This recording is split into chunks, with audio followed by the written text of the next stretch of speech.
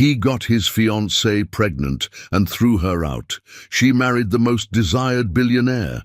He regrets it by saying, "I lost a queen for a prostitute." A greatest ever love story. Hi, my beautiful family. Welcome back to Mr. Peter Stories. May the Almighty pour His endless mercy upon your hearts and wrap your souls in peace that never fades. May every woman walk like a queen clothed in grace, every man lead with kindness and truth, and every child grow in the light of love. May your home echo with laughter, your nights rest in calm, and your days bloom with blessings beyond measure.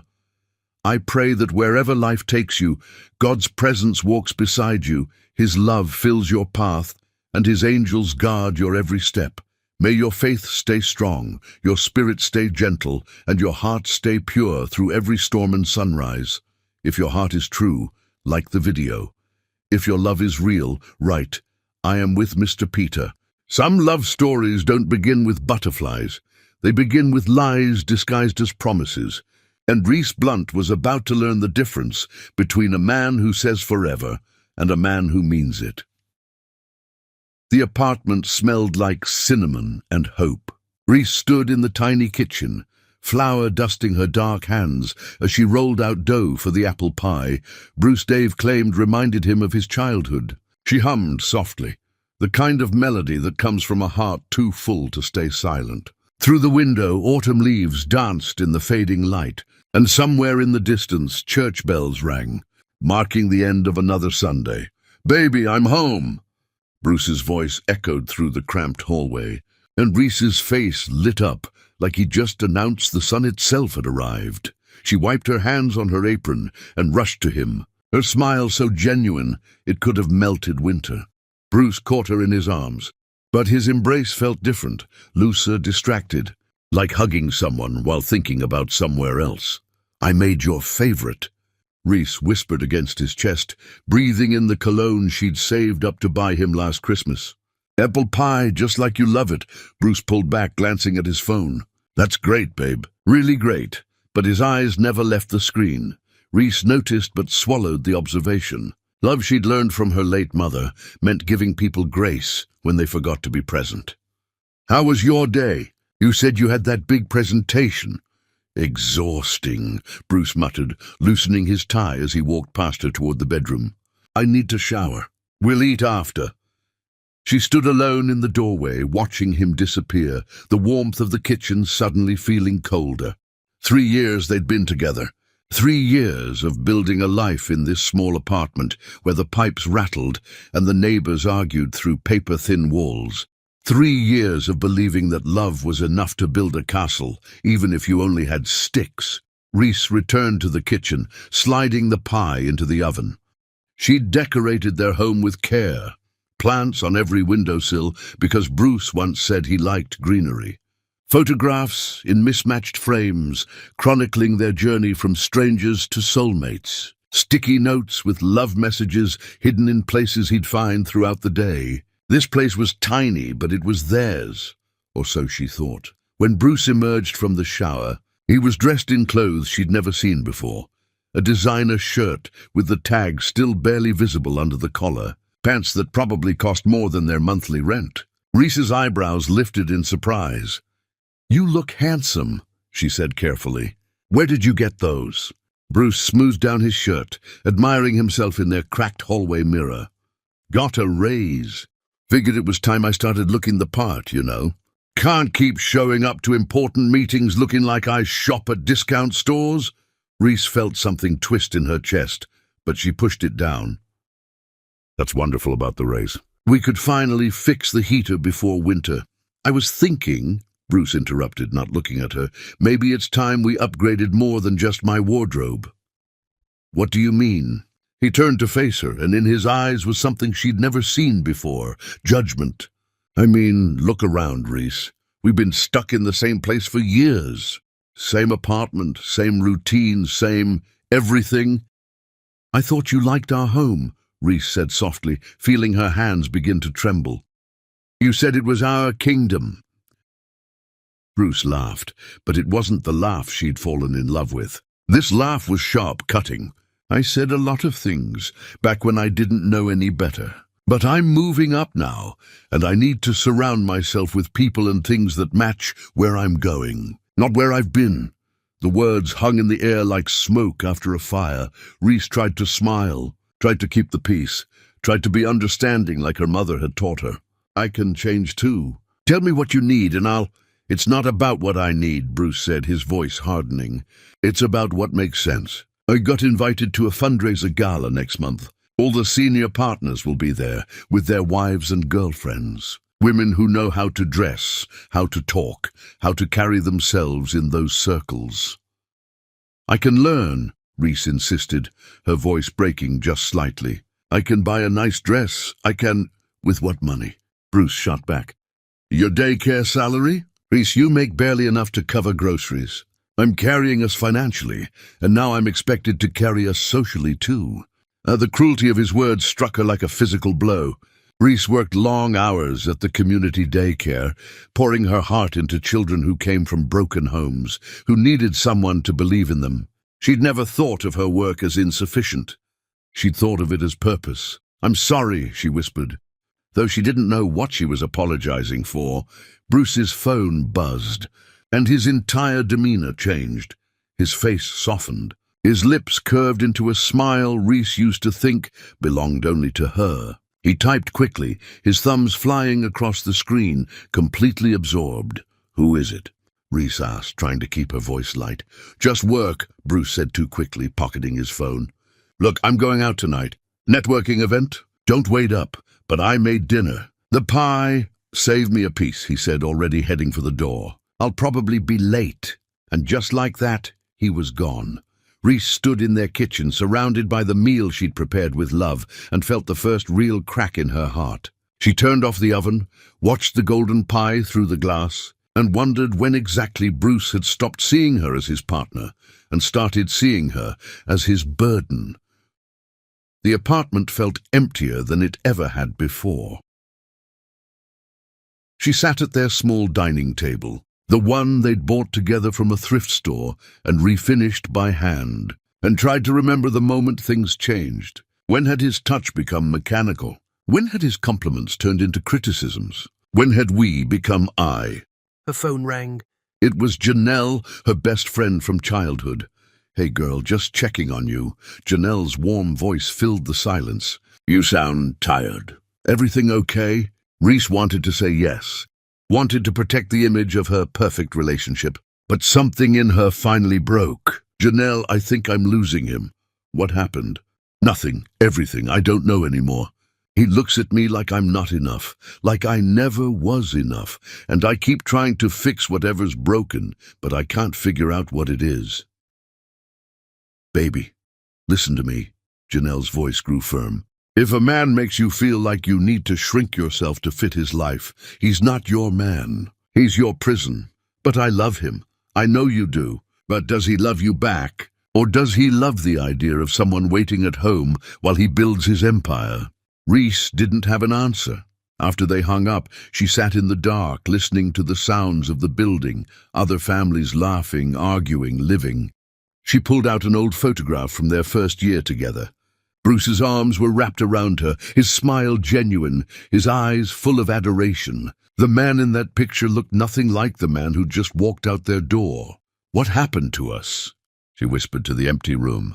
The pie cooled on the counter, uneaten.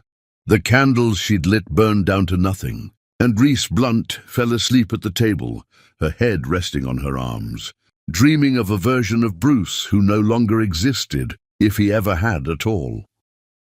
Chapter 2. The Slow Death of Us. There's a special kind of loneliness that comes from sleeping next to someone who's already left you. They're there in body, but their soul packed its bags long ago. Reese woke to an empty bed. Again. Morning light filtered through the curtains she'd sewn by hand, casting soft shadows across the sheets that still smelled like Bruce's cologne, but held no warmth of his body. She reached across the mattress, her fingers finding only cold fabric. The clock read 9:30, which meant he'd left hours ago without saying goodbye. She sat up slowly, her body heavy with the weight of accumulated disappointments. In the bathroom, she caught her reflection and barely recognized herself. When had the light gone out of her eyes? When had the smile she wore become a performance instead of a feeling? The apartment was exactly as she'd left it the night before. The uneaten pie still sat covered on the counter, the candles burned to stumps, the dining table set for two, with only one chair disturbed. She cleaned it all up mechanically, moving through the motions of living without actually feeling alive. Her phone buzzed. A text from Bruce. Meeting ran late. Staying at Derek's place tonight. Don't worry, don't worry. As if those two words could erase the fact that he hadn't come home, hadn't called, hadn't cared enough to let her know before she'd spent half the night listening for his key in the lock. Reese got dressed for work. Choosing the bright yellow dress Bruce once said made her look like sunshine. She needed to remember who she was before his opinions started rewriting her identity. At the daycare, she was still herself, still valued, still needed, still enough. The children rushed to greet her when she arrived, tiny hands grabbing at her legs, voices calling Miss Reese, Miss Reese, in a chorus that momentarily filled the hollow space in her chest. She scooped up little Timothy, who had a gap-toothed smile and a tendency to cry when his mother dropped him off. "You came back," Timothy said, as if her return was a miracle. "I always come back," Reese promised, kissing his forehead. If only Bruce felt the same certainty about her presence in his life. The day passed in the beautiful chaos of children. Wiping tears, tying shoes, reading stories with different voices for each character, settling disputes over toys with the wisdom of Solomon. This was where Reese felt purposeful. These children didn't care about designer clothes or networking galas. They cared that someone showed up, paid attention, and loved them unconditionally. "Miss Reese, why do you look sad?" asked Maya, a perceptive girl who noticed everything. "I'm not sad, sweetie. Just thinking." "My daddy says thinking too much gives you wrinkles," Maya replied seriously. "You should smile more." "You have a pretty smile." Reese forced her lips to curve, but it felt like lifting weights. "How's that?" "Better," Maya said, satisfied, before running off to play. When Reese returned home that evening, Bruce was there, sitting on the couch scrolling through his phone with the television, playing something he wasn't watching. He looked up briefly when she entered. "Hey," he said flatly. "Hey," she echoed, setting down her bag. "I got your text. You stayed at Derek's." "Yeah, it was late, didn't want to wake you." "Liar," a small voice in her head whispered, but she didn't voice it aloud. Instead, she moved to the kitchen and started preparing dinner. The same routine they'd had for years, except now it felt like playing house with a stranger. "I was thinking," Bruce said from the couch, not looking at her, "maybe you should consider a different line of work." Reese froze, knife hovering over the vegetables she was chopping. "What? The daycare thing? It's noble, sure, but it's not exactly impressive when people ask what you do. My colleague's wife manages a boutique hotel. Another one runs her own consulting firm. And then there's you, making minimum wage watching other people's kids." Each word was a needle. Reese set down the knife carefully, afraid of what she might do if she kept holding it. "Those children need me. Those children will be fine. What about what I need?" She turned to face him, really face him. "What do you need, Bruce?" "Tell me, because I've been trying to figure it out for weeks, and I still don't understand what changed." Bruce finally looked up from his phone, and in his eyes was something worse than anger. It was indifference. "I need someone who gets it, who understands that I'm building something here, and I can't do it alone. I need a partner who elevates me, not holds me back. I've never held you back. Haven't you?" He stood pacing. "Every time I get invited somewhere important, I have to make excuses for why you can't come. Every time someone asks what you do, I have to dress it up to sound better than it is. Every time I look at our life, I see someone content with mediocrity, and it's exhausting." The room spun. Reese gripped the counter to steady herself. "You said you loved our simple life. You said all you needed was me and this little apartment and dreams we'd build together. I said a lot of things. People change, Reese. I've grown. Maybe you should too. Grown into what? Someone who tears down the person they're supposed to love. Someone who's ashamed of the woman who stood by them when they had nothing. Bruce's jaw tightened. Don't make this about loyalty. This is about reality. I'm moving in different circles now, and you don't fit. The truth, delivered so casually, shattered something fundamental inside her. Reese felt tears burning her eyes, but refused to let them fall. Not here, not in front of him. Not when he'd already taken so much. I see, she whispered. Do you? Because I'm not sure you do. Look at yourself, Reese. Really look. Your hair, your clothes, the way you talk, the way you carry yourself. It's all so ordinary, and I need extraordinary. She wanted to scream that she'd been extraordinary enough when he had nothing, when his dreams were just wishes whispered in the dark, when she'd been the one believing in him while everyone else doubted. But instead, she turned back to the cutting board and finished making dinner in silence. They ate without speaking. Bruce scrolled through his phone between bites, occasionally smiling at whatever message appeared on his screen, messages from a world that didn't include her, from people who were extraordinary enough to deserve his attention. After dinner, he announced he was going out again. Another event, another night of her eating alone and falling asleep, wondering where her Bruce had gone and who this stranger was that wore his face. Before he left, he paused at the door. By the way, we're invited to a gallery opening next week. It's black tie. Try to find something appropriate to wear, okay? And maybe do something different with your hair. The natural look is fine for the daycare, but he didn't finish the sentence. He didn't have to. The door closed behind him, and Reese stood in their apartment, no, his apartment, because it had stopped being theirs the moment he stopped seeing her as an equal, and finally let herself cry. She cried for the girl who'd believed in forever. She cried for the man who'd promised it. She cried for the love that was dying so slowly she'd watched every painful breath. Her phone rang. Janelle again. I'm coming over, Janelle said, not waiting for Reese to speak. I'm fine. No, you're not, and I'm not letting you sit alone in that apartment with a man who's too blind to see what he has. I'll be there in 20 minutes. Put on the kettle. When Janelle arrived, she took one look at Reese's face and pulled her into a fierce hug. They sat on the couch, tea growing cold in their cups, while Reese finally spoke the truth she'd been avoiding. He's going to leave me, isn't he? Janelle held her hand. Baby, he already has. He's just too coward to make it official. What do I do? You remember who you were before him. You remember that your worth isn't determined by whether some man recognizes it. You remember that you are extraordinary, Reese Blunt, and if he can't see it, someone else will. But Reese wasn't ready to hear it. Not yet. She was still clinging to the hope that the Bruce she loved was buried somewhere under this stranger's skin. That maybe if she just tried harder, became better, changed enough, he'd come back to her. She didn't know yet that some people don't come back. They just take pieces of you with them when they go. Chapter 3.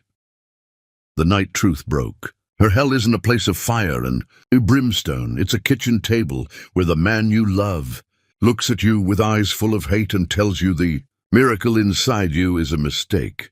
Reese had been feeling off for weeks. The nausea came in waves, usually in the morning, but sometimes in the afternoon when she was reading to the children. The fatigue was overwhelming. She'd fall asleep on the couch before dinner, wake up exhausted, drag herself through days that felt twice as long. Her breasts ached, her sense of smell intensified, and she found herself crying at commercials about dogs finding their forever homes. She'd been afraid to acknowledge what her body was telling her. The pregnancy test sat on the bathroom counter, 2 pink lines screaming a truth she wasn't sure how to feel about. Pregnant, she was going to be a mother. In any other timeline, with any other version of Bruce, this would have been a celebration. They'd talked about children before, late-night conversations where he'd described the kind of father he wanted to be, how he'd teach their kids to ride bikes and stand up to bullies, how he'd love them the way his own father never loved him. But that was before. Before the distance, before the criticism, before Bruce became someone she no longer recognized. Reese sat on the closed toilet lid, holding the test, trying to imagine telling him. Maybe this would bring him back. Maybe a baby was what they needed to remember why they loved each other. Maybe this child could be the glue that held them together instead of the wedge that drove them apart. She had to try. Reese spent the whole day planning. She left work early, stopped at the market for ingredients, and prepared his absolute favorite meal, roasted chicken with garlic potatoes, green beans sautéed with almonds, and a salad with the vinaigrette dressing he always praised. She bought candles, the expensive kind that smelled like pine forests. She wore the blue dress he'd once said made her look like she belonged in a painting. She wanted everything perfect for the moment she'd change both their lives forever. Bruce came home around 7, loosening his tie as he walked through the door. He stopped when he saw the table set, candles flickering, Reese standing there with a nervous smile. "What's all this?" he asked, his tone more suspicious than pleased. "I wanted to do something special," Reese said softly. "I made your favorite. Can we just have dinner together, just us?" Bruce sighed like she'd asked him to climb a mountain. "I was planning to head out later. Gerald's having people over." "Please," Reese said, and she hated how desperate she sounded. "Just one dinner. It's important." Something in her voice made him pause. He glanced at his phone, then back at her. "Fine, one dinner." They sat down, and for a few minutes it almost felt normal. Bruce ate, complimented the food, and Reese's heart lifted slightly. Maybe she'd been wrong. Maybe he did still care. "This is really good," Bruce admitted, reaching for more potatoes. "You've always been good at this, I'll give you that." Reese took a deep breath. It was time. "Bruce, I need to tell you something." He looked up, chewing. "What?" Her hands trembled in her lap. "I know things have been difficult between us lately. I know you've been frustrated, and I've been trying to understand, trying to give you space to figure out what you need. But something happened that I hope, will make you see that we're still a team, that we're still building something together." Bruce set down his fork slowly. "Reese, what are you talking about?" She met his eyes, tried to smile through her fear. "I'm pregnant." The silence that followed was the loudest thing Reese had ever heard. Bruce's face went through several expressions: shock, confusion, and then something that made Reese's blood run cold: anger. "You're what?" His voice was low, dangerous. "Pregnant," Reese repeated, her voice smaller now. "We're going to have a baby." Bruce stood abruptly, his chair scraping against the floor. No, this isn't happening." "Bruce, I know it's unexpected, but—" "Unexpected?" He laughed, but it was harsh, cruel. "Are you kidding me right now?" "Please tell me you're kidding." Reese stood too, reaching for him. "I'm not. I'm really pregnant, and I know we didn't plan this, but maybe it's what we need. Maybe this baby can what?" Bruce shouted, making her flinch. "Can trap me? Is that what you think?" "Trap you?" "Bruce, this is our child, our baby." "How is that trapping you?" "Because I don't want it." The words exploded out of him, each one hitting Reese like a physical blow. "I don't want a baby. I don't want to be tied down. I don't want this life anymore." Reese felt the room tilting. "You don't mean that, don't I?" Bruce's face was twisted with rage. "I've been trying to figure out how to end this for months, and you just made it 1,000 times more complicated. You did this on purpose, didn't you? You knew I was pulling away, so you got yourself knocked up thinking it would make me stay." "That's not true," Reese whispered, tears streaming down her face now. "I didn't plan this. It just happened, and I thought you'd be happy. You used to talk about being a father. You used to say—" "I used to say a lot of things." Bruce cut her off. "I used to think you were what I wanted too, but people change, Reese. I've changed. My life is different now, and you and some baby don't fit into it." "How can you say that?" Reese was sobbing now, her whole body shaking. "How can you stand there and tell me our child doesn't fit into your life?" "Because it's the truth." "You want to know what I really think?" "I think you got pregnant, hoping it would fix whatever you think is broken between us. But you can't fix something that was never right to begin with." "Never right." Bruce, we've been together for years. We've built a life. You built a life, he corrected coldly. I've been trying to build a career, to become someone important, and you've been dragging me back to this mediocre existence. And now you want to add a kid to the mix? Do you have any idea what that would do to my future? Reese couldn't breathe. The man standing before her was a complete stranger. What about our future? What about us? There is no us, Bruce said, his voice dead. There hasn't been for a while. I've just been too much of a coward to say it. So what are you saying? Reese asked, though she already knew. She could see it in his eyes. The decision had already been made. Bruce walked to the closet and pulled out the overnight bag Reese had packed weeks ago. She'd filled it with newborn clothes, tiny socks, a blanket her mother had crocheted before she passed. She'd been preparing for the day they'd need to rush to the hospital, imagining Bruce holding her hand through labor, both of them crying happy tears when they met their child. Bruce held the bag out to her. "Take this and get out." Reese stared at him. "What?" I said, "Get out. This is my apartment. My name on the lease.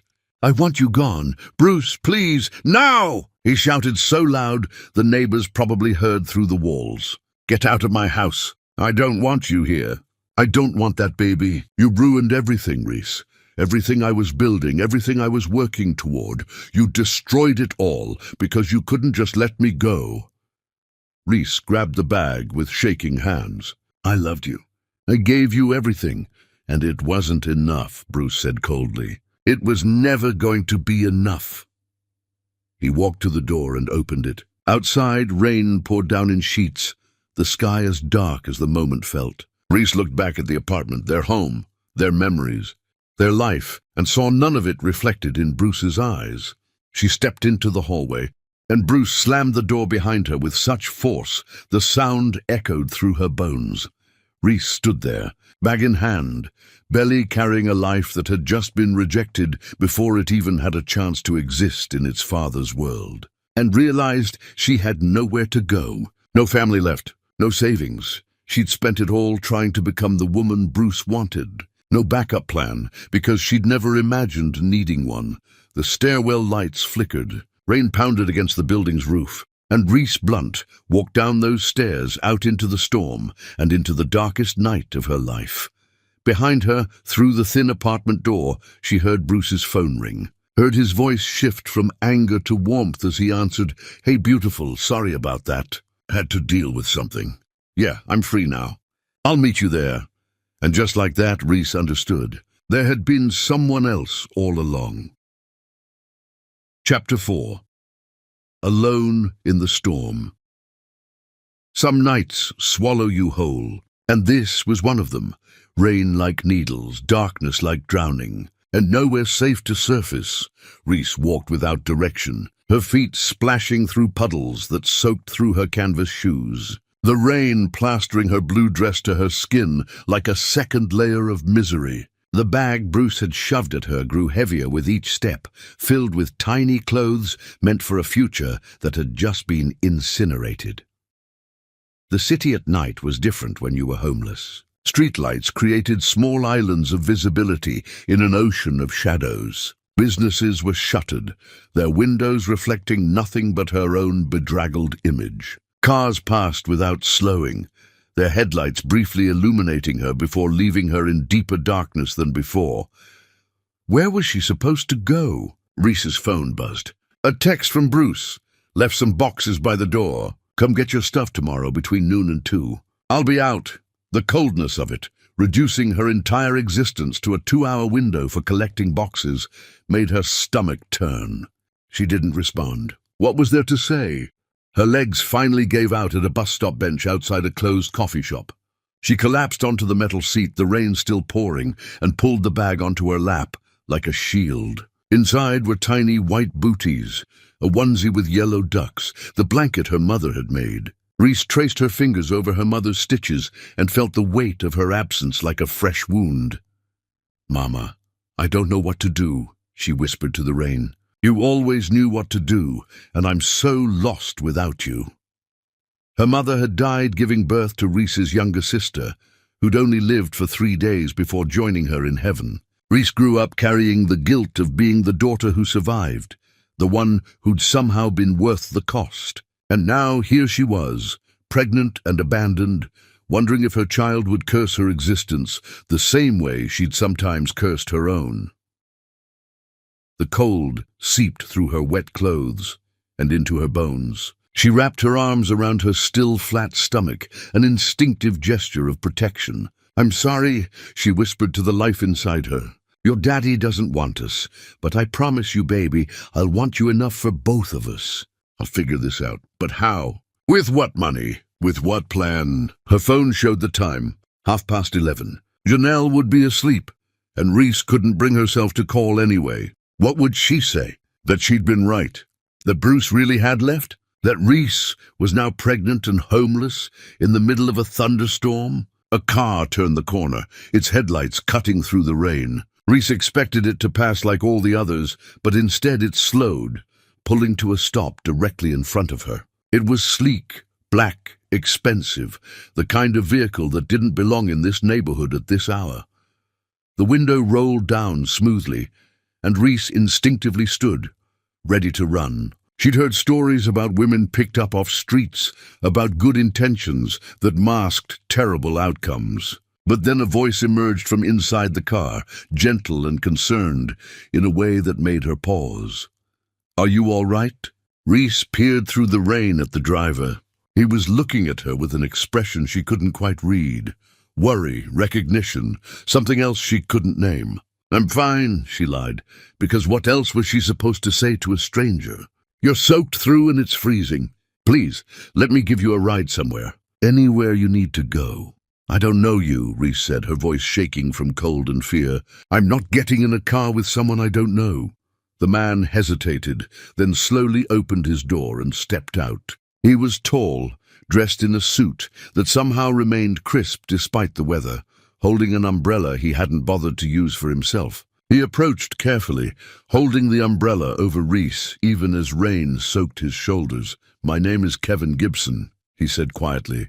"And I know this is going to sound strange, but I know you. Or rather, I knew someone who loved you very much." Reese stared at him, confused. "What are you talking about?"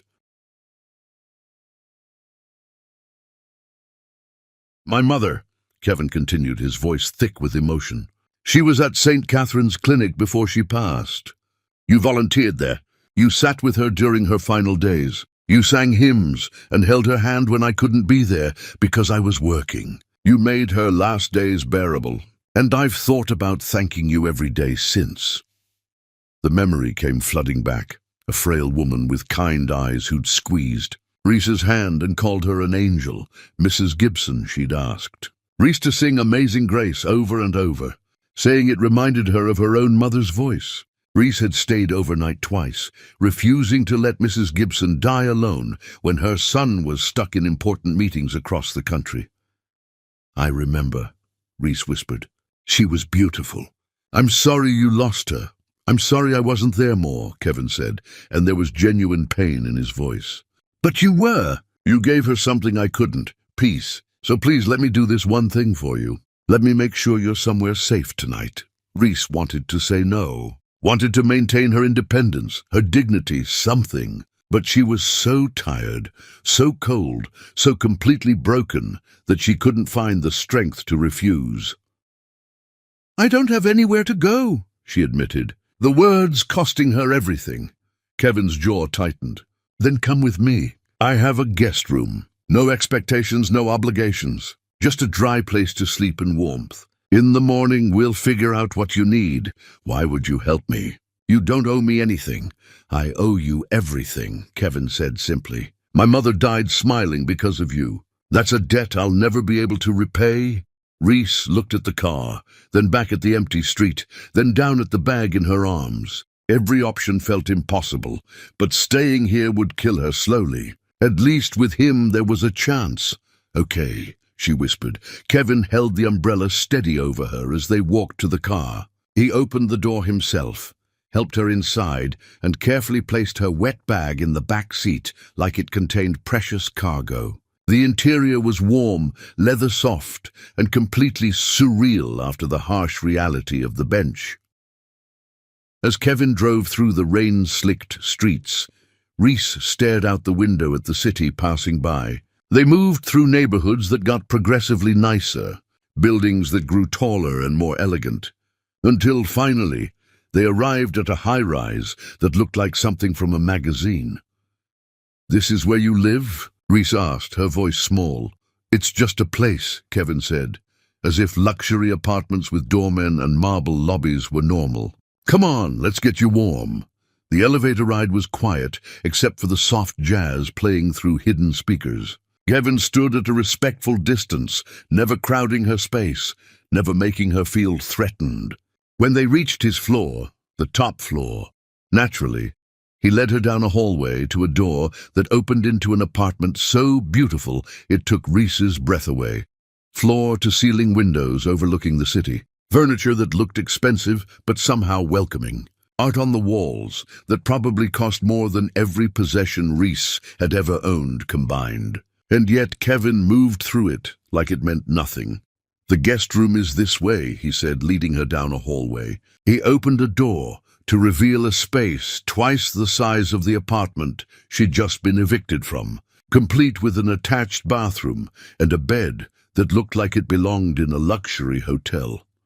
There are towels in the bathroom, clothes in the dresser that should fit. They're from various sizes.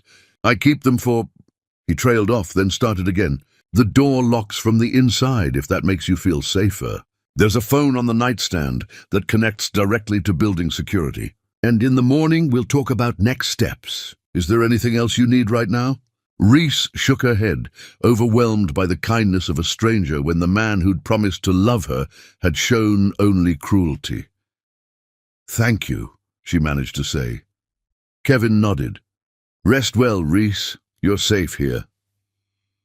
After he left, Reese locked the door and stood in the silence of the most beautiful room she'd ever been in. She walked to the window and looked out at the city sprawling below. Thousands of lights, millions of lives, and somewhere down there was Bruce, probably already in the arms of whoever he'd been talking to on the phone. Reese showered in a bathroom with heated floors and water pressure that felt like a massage. She dressed in borrowed clothes that smelled like lavender fabric softener. And finally, she climbed into a bed so soft she almost cried. She placed her hand over her stomach, where a tiny life was growing despite the chaos around it.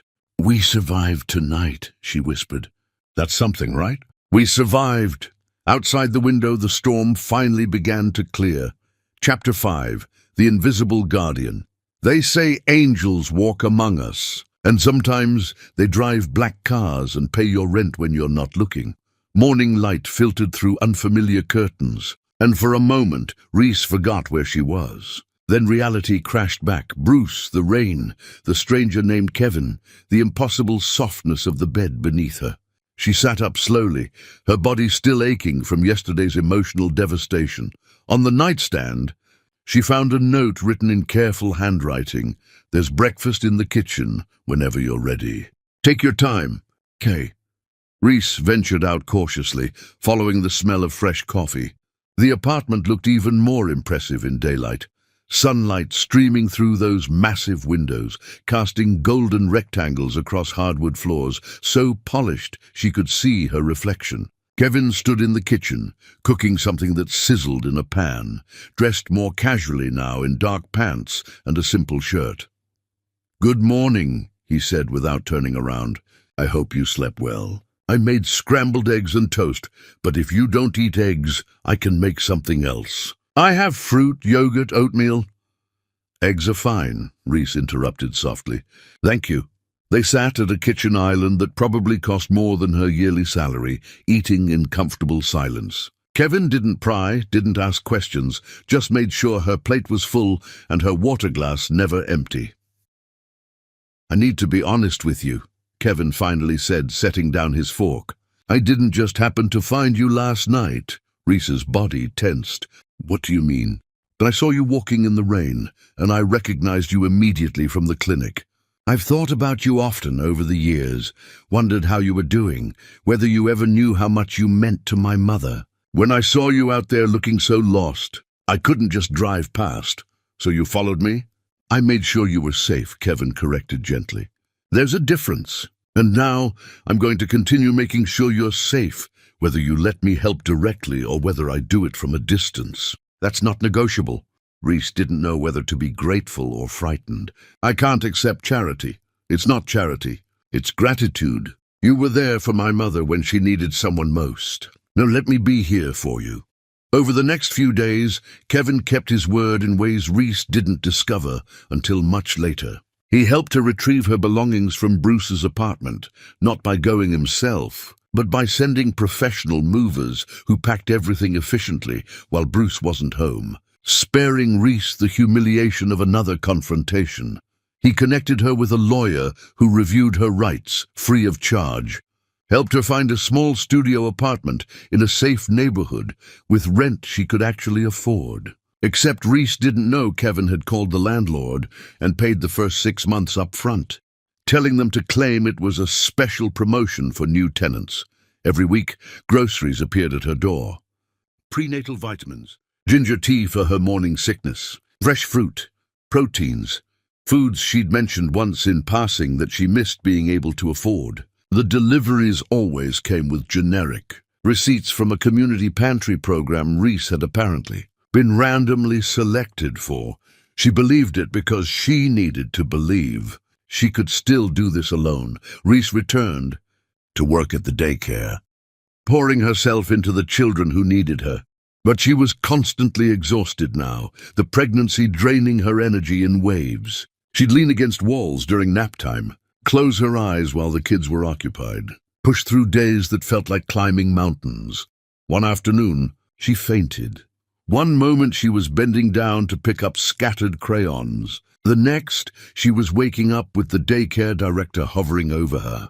Phone in hand. "I'm calling an ambulance," Mrs. Patterson said firmly. "No, I'm fine," Reese protested, trying to sit up. "I just need water." "Honey, you went down hard. We need to make sure you and the baby are okay."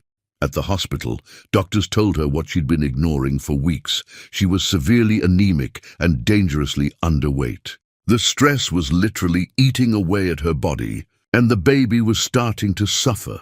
"You need to rest more, eat more, stress less," the doctor said, as if these were simple instructions instead of impossible commands. "If you don't, we could be looking at serious complications."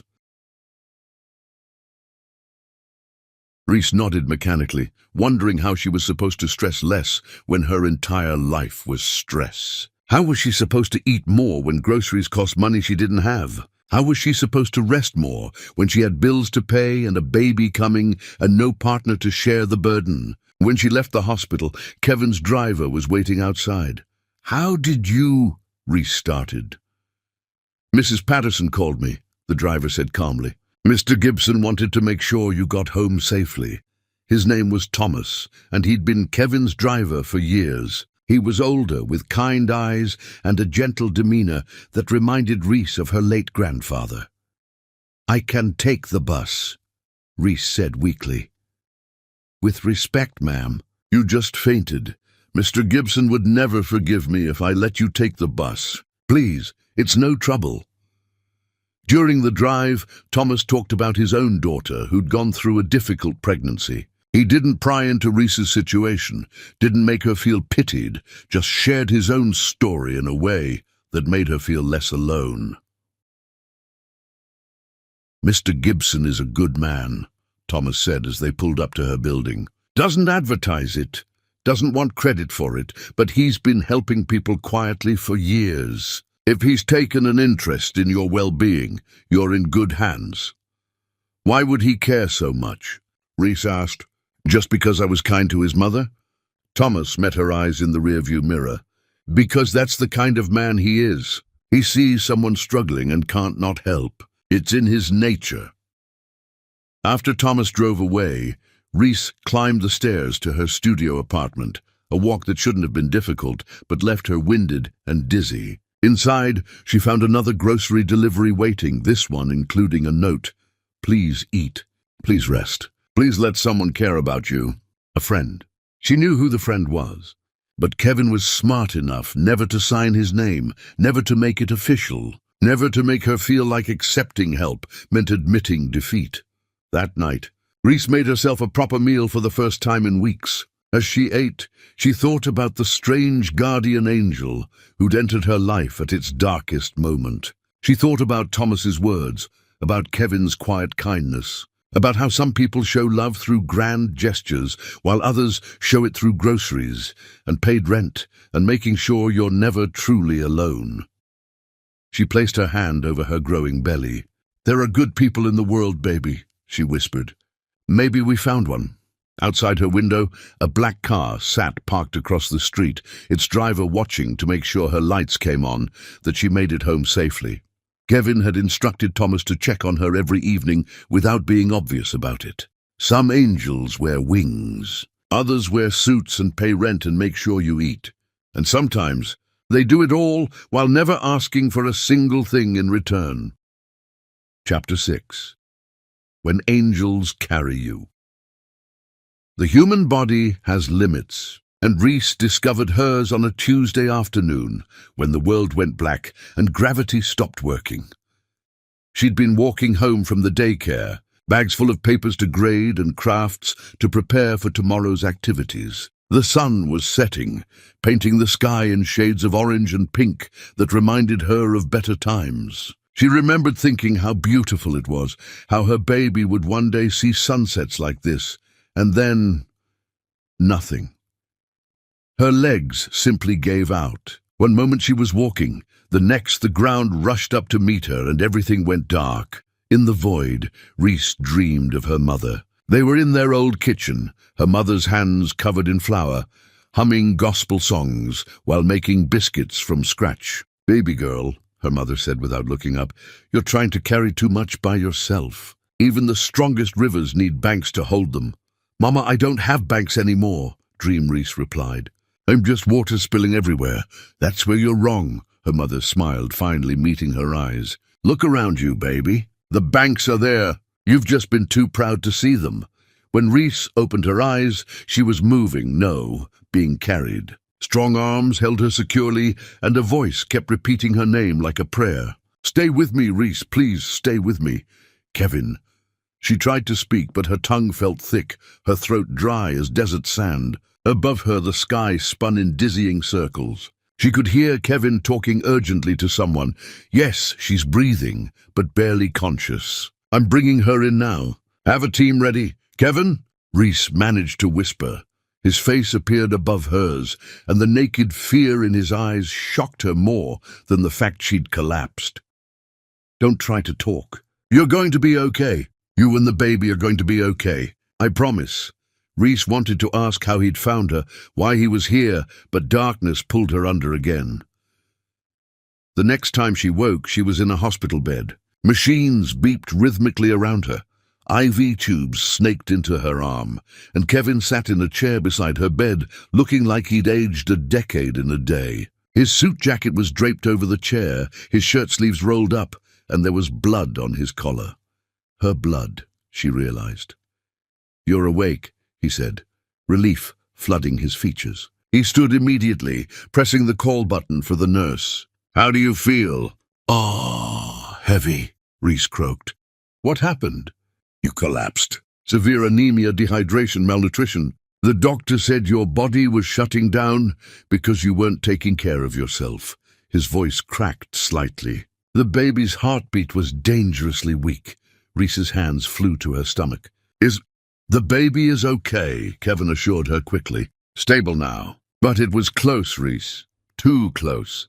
A nurse bustled in, checking monitors and making notes. Behind her came a doctor who introduced herself and explained the situation with careful patience. Reese's body had been running on empty for too long. The pregnancy was high risk now.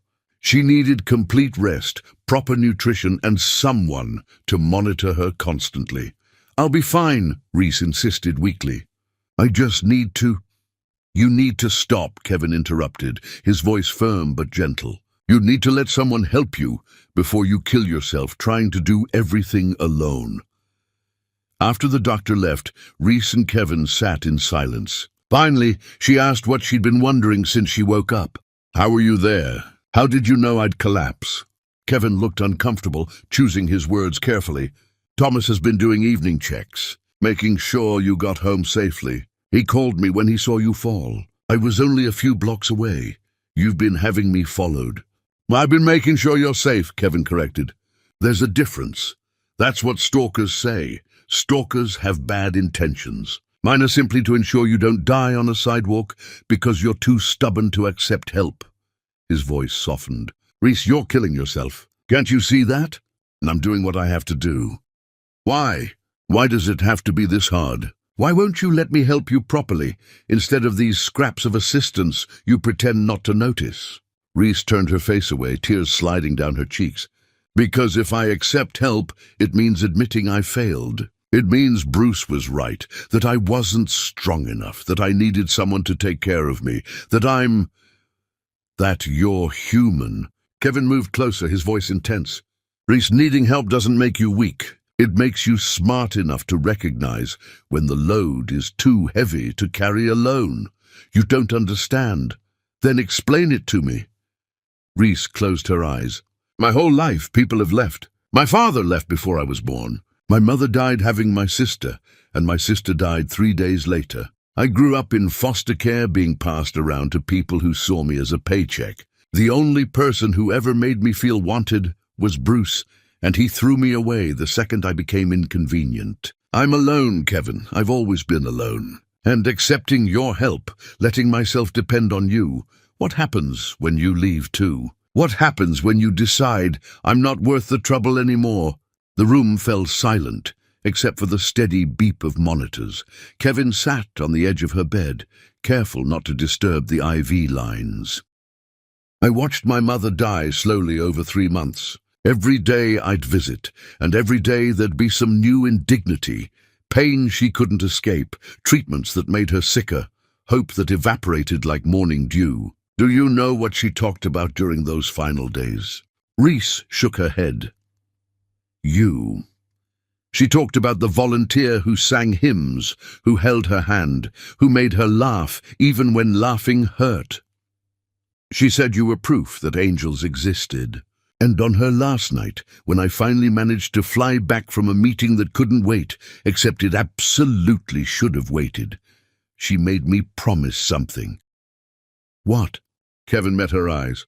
"She said, find that girl, the one who sings. If you ever get the chance to help her, to be for her what she was for me, don't hesitate. Don't let pride or fear or anything else stop you. Promise me." So I promised. And then she died, and I spent years wondering if I'd ever get the chance to keep that promise. His voice grew rough with emotion. "When I saw you in the rain that night looking broken and lost, I knew this was it. This was my chance to honor the woman who gave me life by protecting the woman who gave her dignity in death. So no, Reese, I'm not going anywhere. I'm not going to abandon you. I'm going to be exactly what you need for as long as you need it, because that's what I promised my mother, and I don't break promises to the dead." Reese was crying openly now. "I don't know how to let you. You don't have to know how. You just have to say yes." They stared at each other across a space that felt both infinite and intimate. "The baby needs blood transfusions," the doctor said, returning with charts. "We need a donor match, and unfortunately you're a rare type. We're searching our database, but it could take time we don't have." Kevin stood immediately. "Test me. Mr. Gibson, the chances of you being a match, test me anyway." 30 minutes later, a nurse returned looking shocked. "You're a perfect match. 1 in a million odds, but you're compatible." Kevin didn't hesitate. He rolled up his sleeve. "How much do you need?" "Sir, this isn't a small donation. The amount we'd need to stabilize both mother and baby." "How much do you need?" They took enough blood that Kevin's face went pale, and nurses insisted he sit down. But he refused to leave, sitting beside Reese's bed as his blood, literally his life, flowed through tubes into her body. into the baby's body, giving them both a chance to survive. "Why would you do this?" Reese whispered, watching the transfusion. "You don't even know me." Kevin's eyes were starting to unfocus from the blood loss, but his voice remained steady. "I know you sang to my dying mother. I know you hold other people's children like their treasures. I know you're carrying a baby whose father threw you away, and you're still fighting to give that child a good life. I know enough." The transfusion took hours. Kevin never complained, never asked to stop, even when nurses worried he was giving too much. Finally, when they disconnected him, he tried to stand and immediately stumbled. "You need to rest," the nurse scolded. "You just gave enough blood to save 2 lives. Your body needs recovery time." But Kevin just lowered himself back into the chair beside Reese's bed. "I'll rest here." And he did. For 3 days, Kevin Gibson, a man who probably had empires to run and fortunes to manage, sat in a hospital room, holding vigil over a woman who'd once shown his mother kindness. On the 3rd day, when Reese woke feeling stronger and saw him still there, she finally understood something her mother had tried to tell her in that dream. Some people don't leave. Some people build banks around your river and call it privilege to do so. "Thank you," she said quietly. Kevin looked up from the book he was reading. "For what?" "For being here. For the blood. For everything." He smiled, and it transformed his entire face. "You're welcome. Now, when we get you discharged, you're coming home with me. Kevin, non-negotiable. Doctor's orders say you need constant monitoring, proper meals, and 0 stress. My home has guest rooms, a full kitchen, and complete privacy. You'll have your own space, your own independence. I won't hover, but you'll be safe, and you'll be taken care of, and that baby will have the best chance possible." Reese knew she should refuse. Should protect her pride, maintain her independence, prove she could do this alone. But her mother's voice echoed in her memory. "Even the strongest rivers need banks." "Okay," Reese whispered. "Okay," Kevin's smile widened. "Okay." Chapter 7, Trust Built on Ashes. They say you can't build a house on broken ground. But sometimes the strongest foundations come from learning how to trust again after trust has been shattered. Kevin's mansion wasn't just a house. It was a sanctuary that breathed and sighed with a peace Reese hadn't felt in months. Her guest suite had windows facing east, so morning light painted everything gold. The bed was soft without being suffocating. The bathroom had a tub deep enough to swim in, and someone had already stocked it with pregnancy-safe soaps and oils. "The kitchen is always open," Kevin had told her on that first day. "Help yourself to anything. There's a housekeeper who comes twice a week, but she's very discreet. If you need privacy, just leave a note on your door. And please, Reese, treat this like your home, not like a hotel where you're afraid to touch anything." But Reese spent the first week walking on eggshells anyway, terrified to disturb the pristine surfaces, to eat too much food, to exist too loudly in a space that clearly belonged to someone far more important than she was. Kevin noticed, of course. One evening he knocked on her door holding a plate of cookies. "I made these," he said, looking almost shy. "Well, I attempted to make them. They're probably terrible, but I figured terrible cookies are better than no cookies, right?" Reese took one cautiously. It was burnt on the bottom, undercooked in the middle, and the sweetest thing anyone had done for her in months. "It's perfect. You're a terrible liar," Kevin laughed. "But I appreciate the effort." He sat on the floor outside her room, never presuming to enter, and they talked while Reese ate cookies that tasted like charcoal and kindness. "Tell me about the daycare," Kevin said. "What made you want to work with children?" Reese considered the question. "When I was in foster care, there was this one woman, Mrs. Chen, who ran a daycare out of her home. She wasn't my foster mother, but she'd let me come after school and just be. She never made me feel like I was taking up space or asking for too much. She'd let me read to the little kids, help with snacks, play pretend games where everyone got to be a hero. For those few hours every day, I wasn't the girl nobody wanted. I was just me." Her voice grew soft. "I wanted to be that for other kids. Wanted to create a space where being yourself was enough, where you didn't have to earn love or prove your worth. You just got to exist and be celebrated for existing. That's beautiful, Kevin said quietly. Bruce thought it was naive. Said I was wasting my life on other people's problems instead of building something that mattered. Bruce was an idiot. The certainty in Kevin's voice made Reese smile despite herself. Over the following weeks, a routine developed. Kevin worked from home most days, giving Reese space, but remaining available if she needed anything. He cooked elaborate breakfasts, not because he was particularly good at cooking, but because he'd read that breakfast was important for pregnant women. His omelets were always slightly runny, his toast perpetually burnt. But Reese ate every bite because they tasted like effort and care.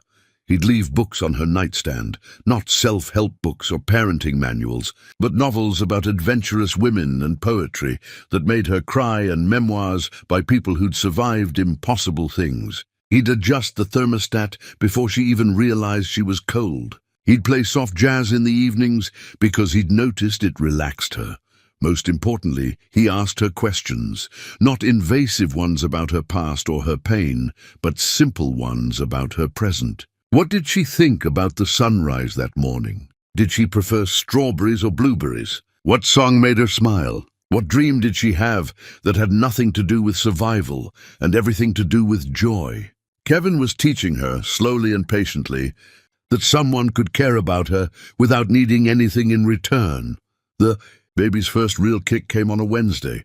Reese was reading in the library, a room with floor-to-ceiling bookshelves that smelled like leather and old paper when she felt it. A flutter, then a distinct push from inside, like someone knocking to say hello. She gasped, her hand flying to her stomach. Kevin looked up from his own book across the room. "Are you okay?" "The baby," Reese breathed. "The baby just moved." Kevin was beside her in seconds.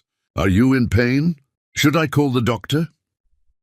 No, it's good. It's just..." The baby kicked. Tears streamed down her face. "The baby is really in there." "Of course the baby is really in there," Kevin said gently. "Where else would it be?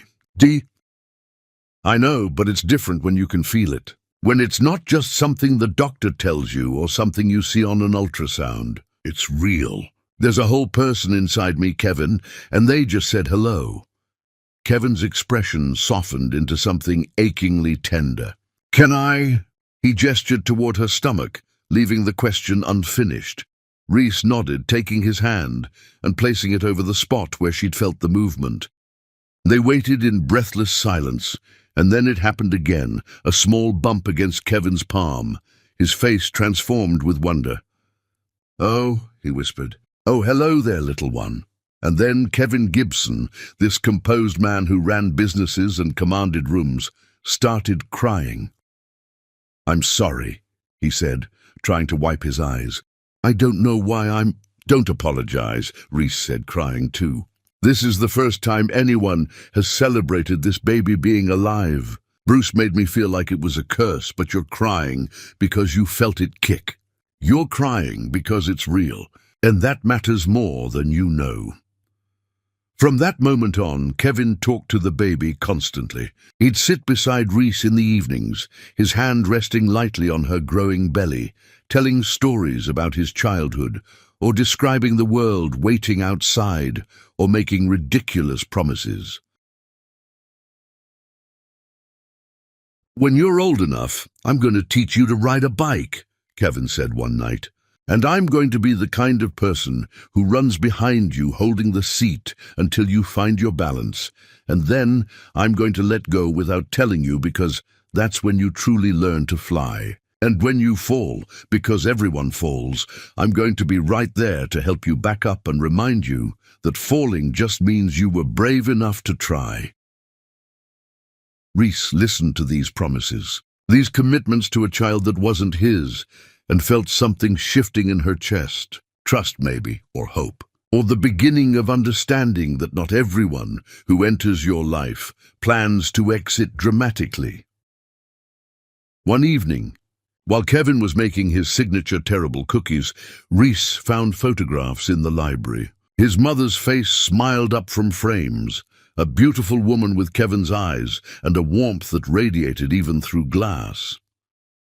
"She looks happy," Reese said when Kevin found her there. She was. Even at the end, when she was in so much pain, she'd find things to smile about. Stupid things, like the way pigeons walked or how Jell-O wobbled on a spoon. She taught me that joy is a choice you make, not a circumstance you wait for. I wish I could have known her better. Kevin sat beside her. You gave her dignity when she was losing everything else. You gave her music when words became too hard. You gave her humanity in a place that often treats patients like problems to be solved. You knew her where it mattered. Reese looked at this man who'd given her blood, shelter, safety, and never asked for a single thing in return. Why do you do all this? All what? Take care of me. Take care of a baby that isn't yours. Give up your privacy and your freedom to help someone you barely know.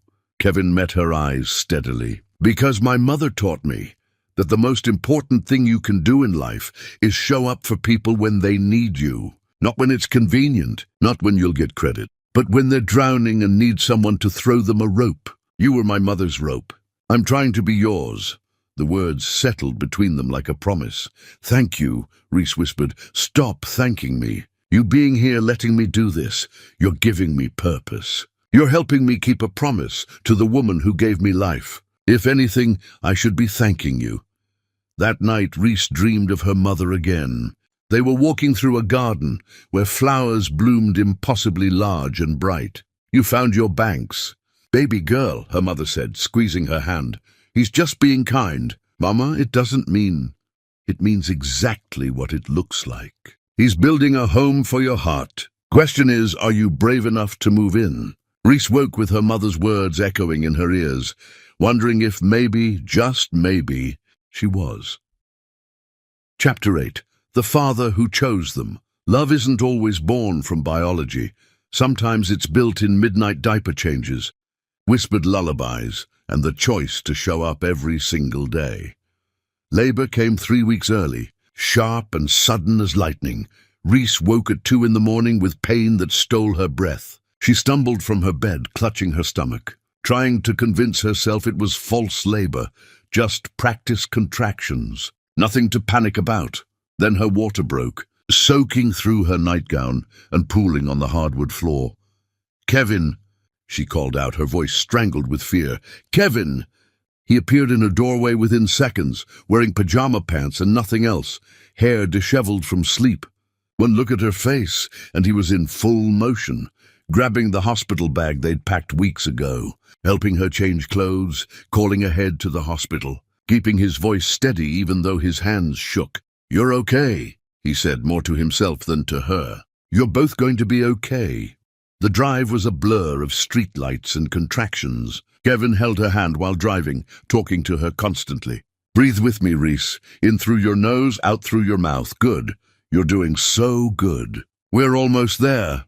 The hospital became a whirlwind of nurses and monitors and questions about insurance that Kevin handled with quiet efficiency. He never left her side, translating medical jargon, advocating when she was in too much pain to speak, holding her hand through contractions that felt like her body was tearing itself apart. I can't do this, Reese sobbed during a particularly brutal contraction. It hurts too much. I can't. Yes, you can, Kevin said firmly, his face inches from hers. You are the strongest person I have ever known. You survived being abandoned. You survived homelessness. You survived your body literally shutting down. You can survive this, and I'm not leaving. I'm right here. Every second I'm here. Hours blurred together. Pain became her entire universe. But Kevin's voice remained constant, an anchor in the storm. When the doctor finally said, one more push, Kevin was crying almost as hard as Reese was. And then the sharp, piercing cry of new life. It's a boy. Ooh, the nurse announced, holding up a tiny, wriggling, screaming miracle. Reese collapsed back against the pillows, exhausted beyond measure. But when they placed her son on her chest, all the pain evaporated. He was so small, so perfect, with a full head of dark hair and eyes that squinted against the unfamiliar light. Hi, baby, she whispered through tears. Hi, I'm your mama. I'm here. The nurse turned to Kevin. Would you like to cut the cord, Dad? Kevin froze. I'm not. Would you like to? Reese interrupted, meeting his eyes. Kevin looked at her, then at the baby, then back at her. His eyes were swimming with tears. Are you sure? I'm sure. With trembling hands, Kevin cut the umbilical cord, officially separating mother and child into two distinct beings. But as he stood there, staring at this tiny person who just entered the world, something else connected, something invisible but unbreakable. After they cleaned the baby and ran their tests, a nurse brought him back wrapped in a blue blanket. 10 fingers, 10 toes, healthy lungs, she said cheerfully. Dad, would you like to hold him while Mom rests? This time, Kevin didn't correct her. Reese watched as they placed her son in Kevin's arms.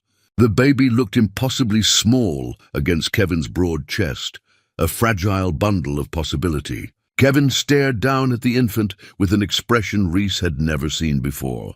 Pure, unfiltered awe, mixed with fierce protectiveness and something that looked suspiciously like love. Hello, Kevin whispered to the baby. I'm Kevin. I'm going to take care of you, okay? You and your mama. You're my family now. And I promise you, little one, I promise you'll never doubt that you're wanted. You'll never wonder if someone will show up. I'll be there for every nightmare and every triumph and every ordinary moment in between. That's my vow to you. The baby yawned, a tiny gesture that made Kevin laugh through his tears. He likes you, Reese said softly. I like him too, Kevin replied, unable to take his eyes off the child. What are you going to name him? Reese had thought about this for months. She'd considered family names, strong names, names with meaning. But lying there, watching Kevin cradle her son like he was made of spun glass, only one name felt right. Noah, she said. It means rest and comfort. After everything we've been through, I want him to bring peace. Noah, Kevin repeated, testing the name. It's perfect. They kept mother and baby for observation, which meant Kevin spent 3 days essentially living at the hospital. He slept in the uncomfortable chair beside Reese's bed. He learned to change diapers with the focused intensity of someone defusing a bomb. He walked endless laps around the maternity ward with Noah when the baby wouldn't stop crying, singing off-key lullabies that somehow worked better than actual music. The nurses all assumed he was the father, and neither Kevin nor Reese corrected them. It was easier that way, and maybe in the ways that mattered it was true. When they finally came home, Kevin had transformed the guest room into a nursery, a crib with soft blue bedding, a changing table stocked with diapers and wipes, a rocking chair positioned by the window for late-night feedings, mobiles and toys, and more love than Reese had ever seen, concentrated in one space. When did you do all this? She asked, amazed. I had Thomas set it up while we were at the hospital. Do you like it? It's perfect. The first weeks were brutal. Noah had his days and nights confused, meaning he slept peacefully during the day and screamed from dusk till dawn. Reese was exhausted, her body still recovering from labor, her emotions raw and overwhelming. Kevin handled every 2 a.m. feeding that he could, warming bottles with practiced efficiency, pacing the mansion's long hallways while Noah squirmed and fussed. He changed explosive diapers without complaint. He researched solutions for colic and reflux and gas, trying everything until something worked. One night, Reese woke to silence. Panicked, she stumbled to the nursery, only to find Kevin in the rocking chair with Noah asleep on his chest, both of them breathing in synchronized rhythm. Kevin's head was tilted back, mouth slightly open, clearly exhausted. But his arms held Noah securely, protectively. Like even in sleep, he was standing guard. Reese stood in the doorway watching them, these two people who'd become her entire world, and realized something terrifying. She was falling in love with Kevin Gibson. Not because he'd saved her or provided for her, not out of gratitude or obligation or proximity, but because he'd shown her what love actually looked like when stripped of pretense and ego. Love was changing diapers at 3 a.m., Love was learning to make bottle while half asleep. Love was showing up every single day, choosing to be present, choosing to care, choosing them. Days turned into weeks. Noah started sleeping longer stretches. His cries became less frantic, more communicative. He smiled for the first time while Kevin was making ridiculous faces, and Kevin's whoop of joy woke up half the neighborhood. "Did you see that?" Kevin practically shouted, running to find Reese. He smiled. Noah smiled at me. "Babies that young smile because of gas," Reese said, trying not to laugh at his excitement. "That was not gas. That was my son recognizing excellence when he sees it. Your son." The words slipped out before Kevin could stop them. He froze, horrified. "I didn't mean I know he's not technically. I wasn't trying to overstep."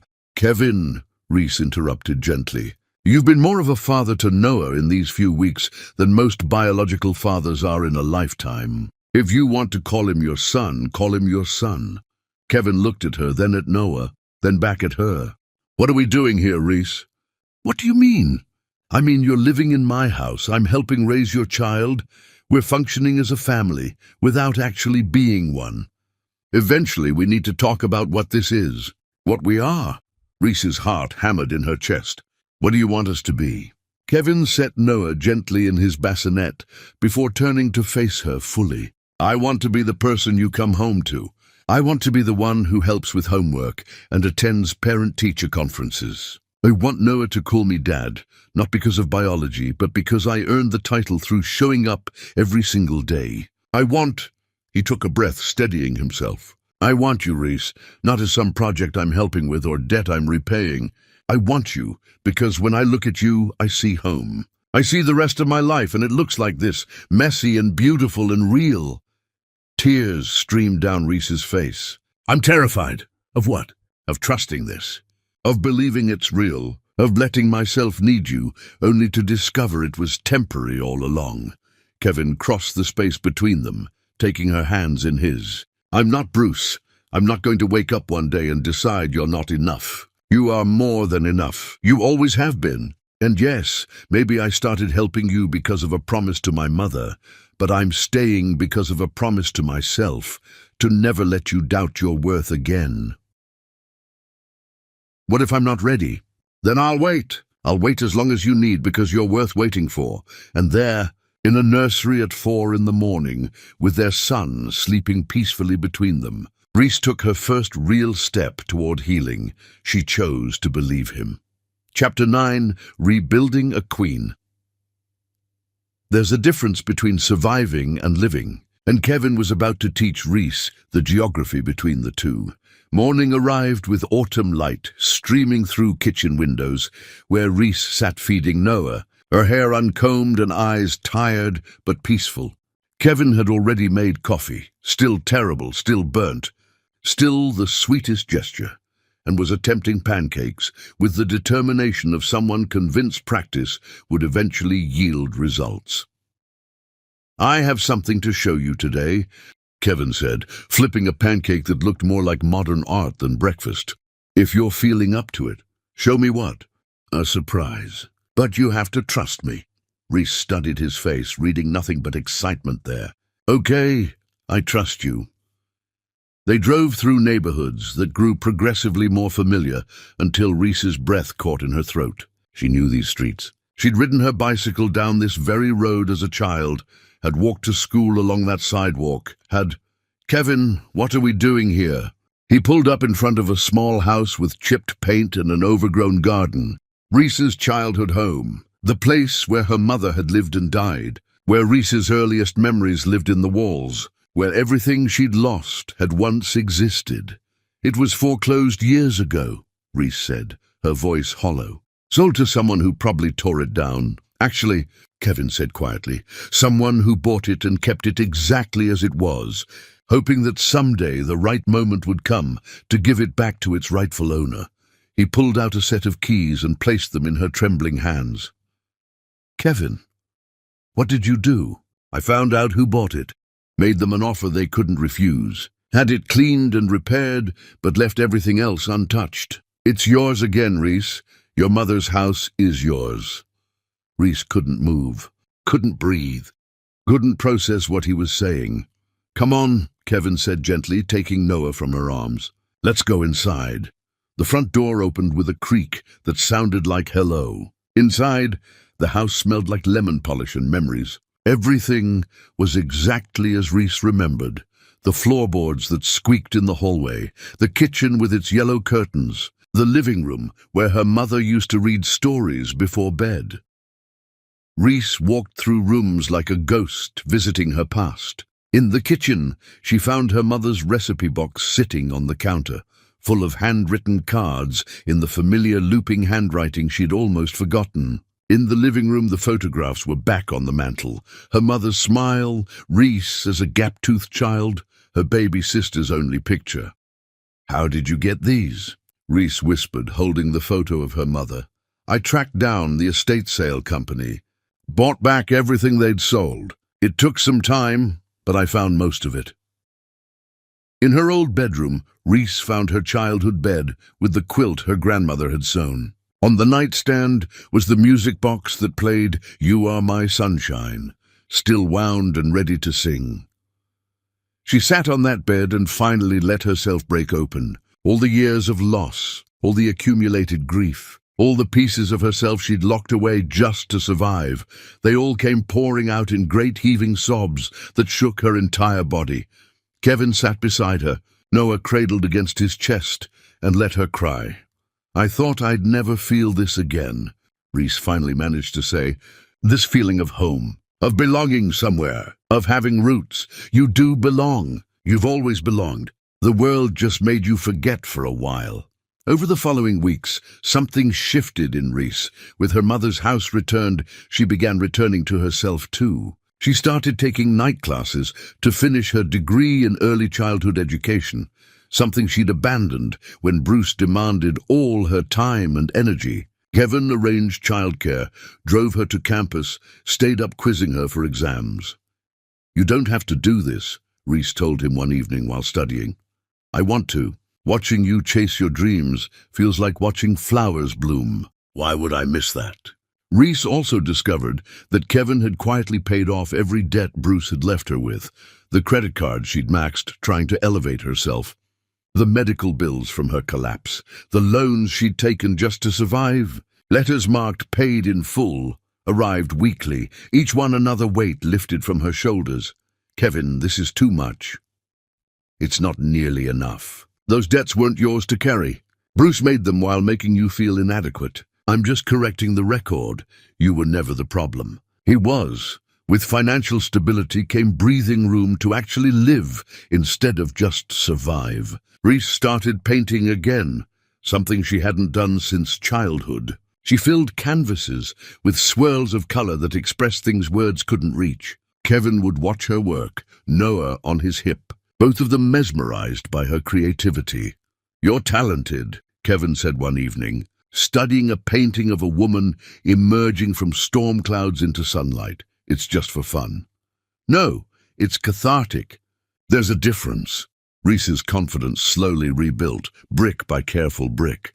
She laughed more freely, slept more soundly, started making decisions about her life instead of just reacting to what life threw at her. One evening, they were all in the living room, Kevin reading aloud from a children's book while Reese sketched and Noah did tummy time on a blanket. It was so ordinary, so domestic, so perfectly imperfect that Reese had to stop and marvel at it. "What are you thinking?" Kevin asked, noticing her staring. "I'm thinking that 6 months ago I was sleeping on a bench in the rain with nowhere to go and no one to turn to. And now I'm here, with my son and my home, and this person who keeps showing up like he's got nothing better to do. I don't have anything better to do. This is the better thing." Noah chose that moment to roll over for the first time, both of them erupting in cheers like he'd just won an Olympic gold medal. Kevin scooped him up, covering his face in kisses, while Noah giggled with that pure baby joy that makes the whole world make sense. Watching them, Reese realized something. She wasn't just learning to trust Kevin, she was learning to trust herself again, to trust her judgment, her intuition, her worthiness of love. Later that night, After Noah was asleep and the house was quiet, Kevin found Reese on the porch, watching rain clouds gather in the distance. "Remember the first night I found you?" he asked, sitting beside her. "It was raining just like this. How could I forget? I thought you were either a serial killer or insane, stopping for some random woman who was clearly having the worst night of her life." I couldn't not stop. My mother would have haunted me. They sat in comfortable silence, listening to the storm approach. Finally, Reese spoke. "I need to tell you something, and I need you to listen without interrupting." Kevin turned to face her, concern flickering across his features. "When I was with Bruce, he made me believe I needed to be someone different to deserve love. Quieter, fancier, less myself. I spent 3 years trying to shrink myself into whatever shape he wanted, and I still wasn't enough. And then you showed up and you've just let me be myself. You've never asked me to change or perform or prove my worth. You've just accepted that I'm enough exactly as I am," her voice caught. "And that terrifies me, Kevin, because what if I wake up tomorrow and you've realized I'm actually not enough? What if this is just some extended honeymoon phase before you see all my broken pieces and decide they're too much trouble to deal with?" Kevin reached for her hand but didn't speak, honoring her request to just listen. "But I realized something today while watching you play with Noah. I realized that fear is just the scar tissue from Bruce's abuse. It's not truth, it's trauma, and I can't let trauma dictate my future. So I'm actively choosing to believe you, to trust this, to accept that maybe, possibly, I found someone who sees my broken pieces and considers them beautiful because they're part of my story." She met his eyes, tears streaming freely now. "I'm not asking you to promise you'll never leave. I'm just asking you to promise you'll be honest. If this stops working for you, if I become too much or not enough or any of those things Bruce claimed I was, just tell me. Don't make me guess. Don't let me wonder. Just be honest, and I promise I'll survive it." Kevin was quiet for a long moment. Then he stood, pulling Reese up with him. "Dance with me," he said. "What?" "Kevin, there's no music." "So what? We'll make our own." And there on the porch, with rain beginning to fall and no music playing, Kevin Gibson waltzed with Reese Blunt like they were at the most elegant ball in the world. He hummed a melody she didn't recognize, spun her gently, and held her like she was something precious. "Now can I talk?" he asked. "Now you can talk. I won't promise I'll never leave because life is unpredictable and promises like that are meaningless. But I will promise this. I will wake up every single day and choose you. I will choose Noah. I will choose this life we're building. And on days when choosing feels easy, I'll do it with joy. On days when choosing feels hard, I'll do it with determination. But I will keep choosing every single day until my last breath." He pulled back to look at her face. "You're not too much or not enough. You're exactly the right amount of you, and that's all I've ever wanted. Your broken pieces aren't flaws I tolerate. They're parts of a whole person I happen to love." The last word hung in the air between them like a held breath.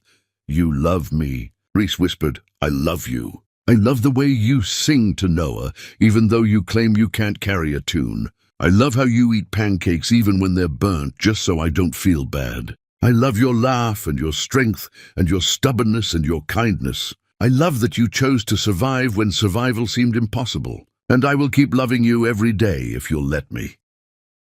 Reese's answer came not in words, but in a kiss.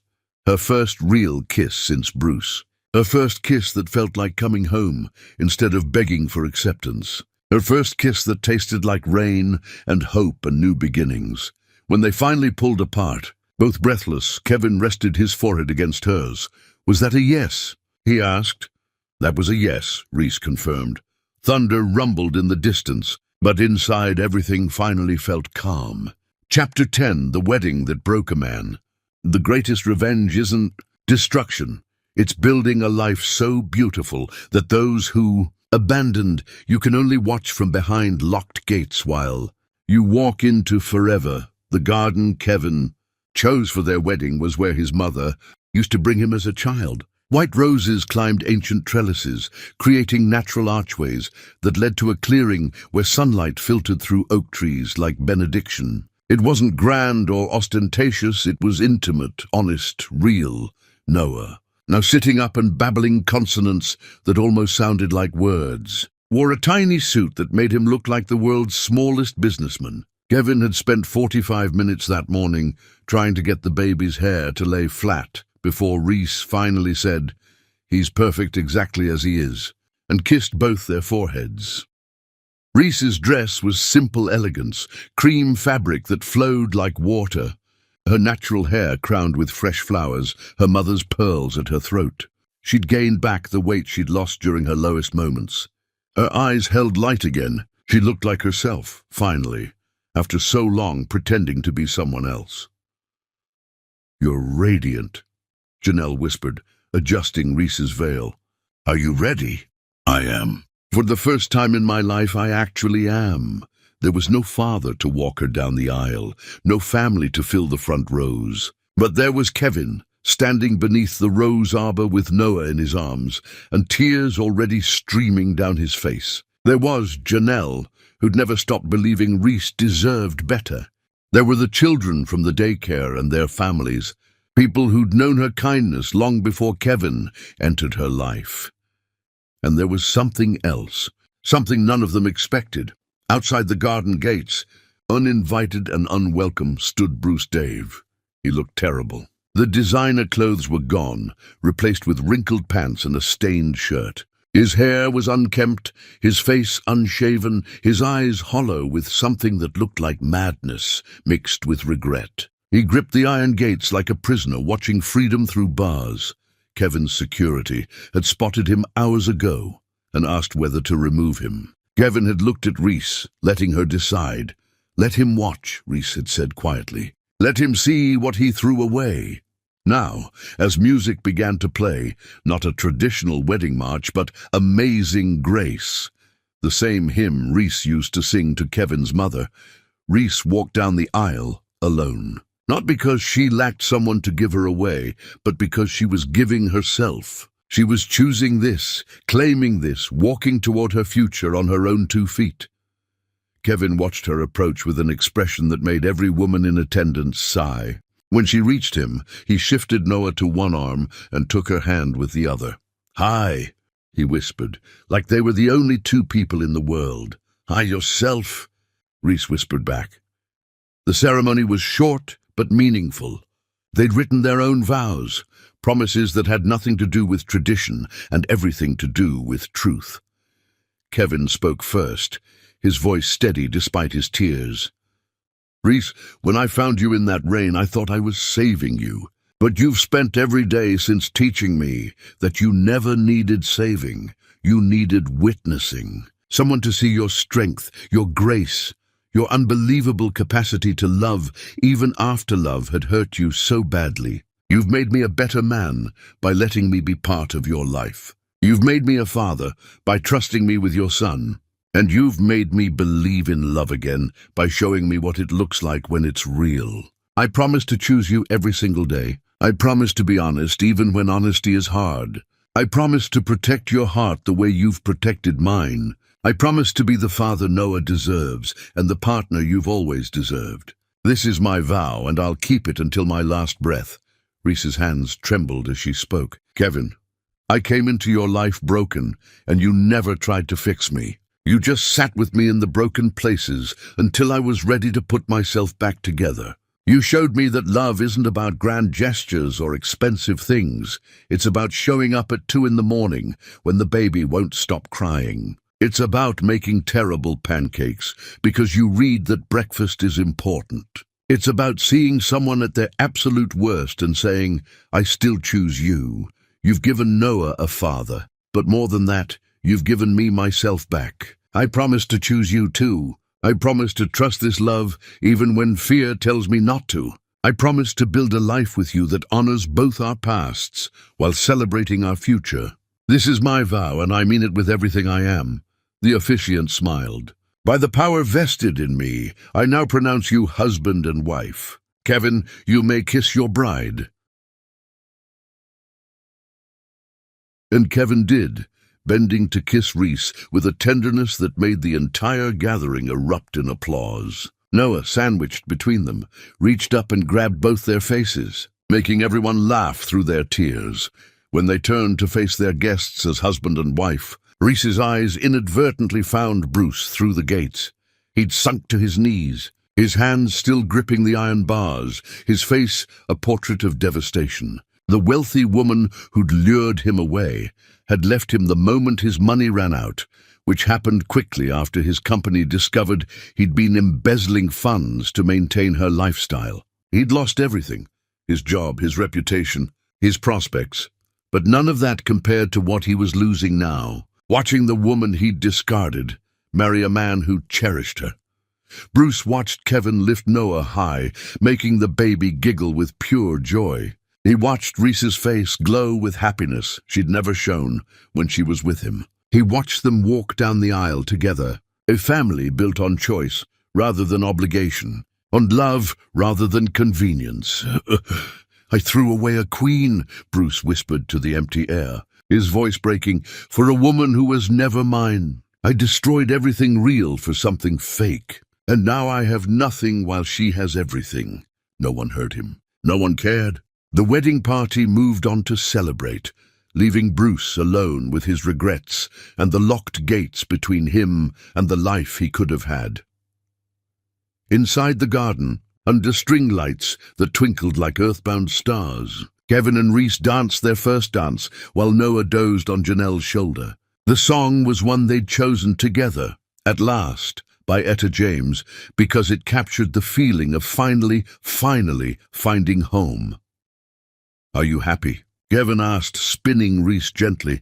"I'm more than happy." "I'm free," Reese replied, and in her voice was the sound of wings unfurling after years of being caged. They danced until Noah woke and demanded to be included, so Kevin lifted him between them and they danced as three, moving to a rhythm only they could hear. This was the life Bruce had rejected. This was the love he deemed insufficient. This was the family he'd called a burden, and he would spend the rest of his days knowing he'd traded gold for dust, substance for shadow, forever for right now. Meanwhile, under the oak trees, where Kevin's mother used to tell him that true love was worth waiting for, her son waltzed with his wife and son, proving that sometimes the best revenge is simply living well, so well that those who hurt you become irrelevant footnotes in a story they no longer have permission to tell. As night fell and guests departed and the garden emptied, Kevin, Reese, and Noah sat together on a bench overlooking the roses. Noah had finally fallen asleep, milk drunk and content, draped across both their laps. "You know what the best part is," Reese said softly. "What's that?" Bruce thought throwing me away would free him, but he just traded one prison for another, while I actually got free. He's trapped in his regrets, but I'm here, living a life so beautiful it would have been impossible to imagine when I was with him. Kevin kissed her temple. "You deserved beauty all along. You just needed someone who recognized it. We found each other," Reese said simply. "In all the chaos and pain, somehow we found each other." Best finding of my life. They sat in comfortable silence as stars appeared overhead, mapping constellations of possibility. Somewhere beyond the gates, Bruce Dave stumbled away, heading back to an empty apartment and an emptier life. But inside the garden, inside the life he'd rejected, a family sat together beneath the stars, a family built on sacrifice and choice and the radical decision to love someone through their worst moments until they remembered how to love themselves. And that, Reese realized, was the real happy ending. Not revenge or vindication or watching Bruce suffer. The real happy ending was this: a husband who chose her daily, a son who would never doubt he was wanted, and a heart that finally believed it deserved all the love it had been freely giving. She'd carried his child alone. Kevin had carried her pain until she was strong enough to carry herself. And together they'd carried each other into a future neither had dared to dream was possible. Bruce's biggest mistake wasn't throwing them out. It was assuming they needed him to survive. They never did.